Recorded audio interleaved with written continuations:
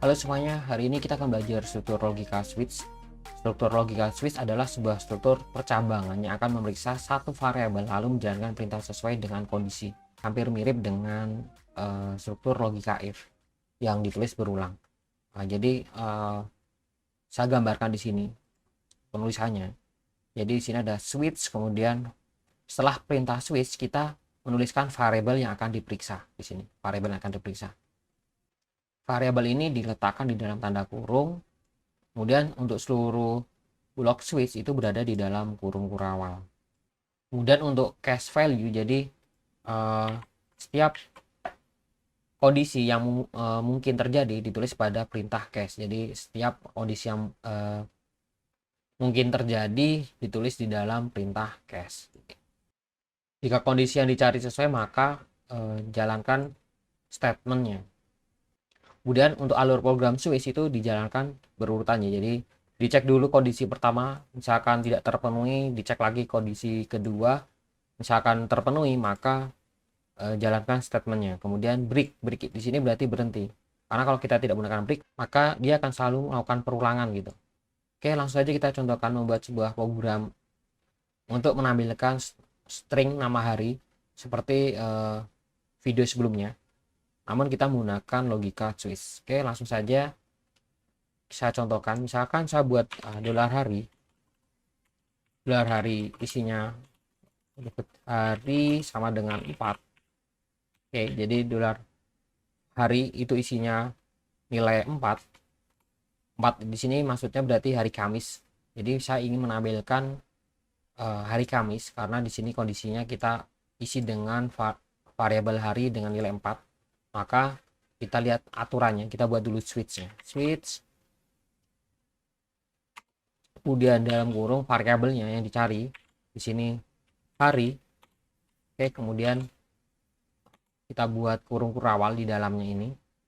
Kemudian cache pertamanya misalkan untuk cache 1 itu saya ingin menampilkan echo hari Senin. Kemudian jangan lupa dikasih break. Oke, kemudian cache 2 kita kasih echo hari Selasa. Kemudian kita kasih break. Cache ketiga kita kasih echo hari Rabu dan break. Cache keempat itu hari Kamis.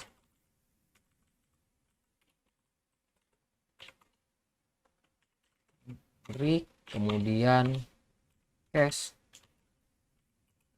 kelima kita kasih echo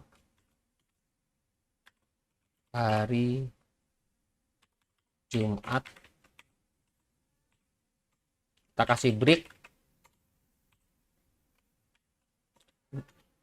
Kemudian cache ke-6 kita kasih echo hari Sabtu.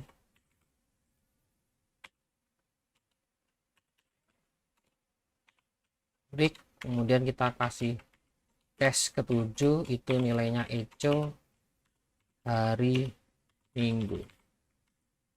Jangan lupa break. Oke, kita sudah buat, kita jalankan, kita copy paste, kita jalankan.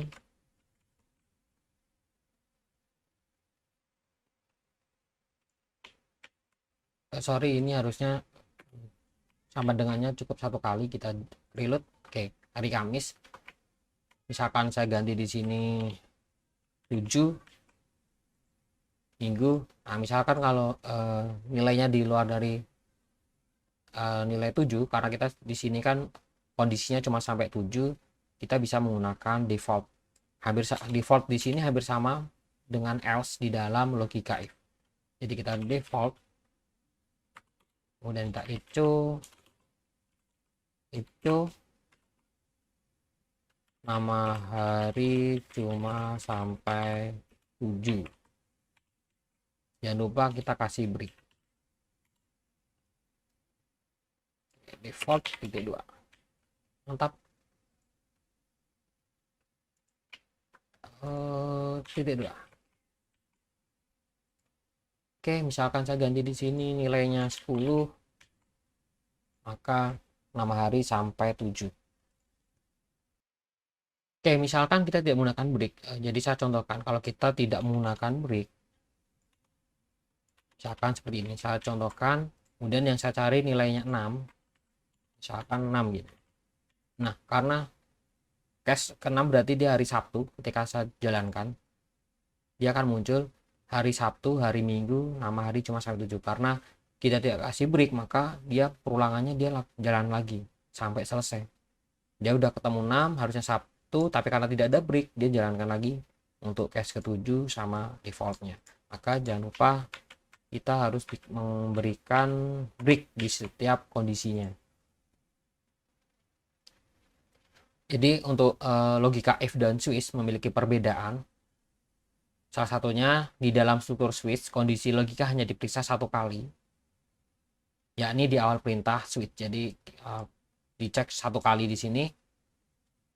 Sedangkan di dalam if, struktur if, kondisi logika akan selalu diperiksa pada setiap perintah if. Di sisi lain, switch memiliki keterbatasan karena hanya bisa digunakan untuk tipe data sederhana, seperti kita memeriksa nilai dari sebuah variabel. Dan struktur switch juga tidak bisa menangani kondisi yang lebih rumit seperti logika AND atau operasi perbandingan di dalam logika if. Oke, mantap. Selanjutnya kita akan belajar struktur perulangan for.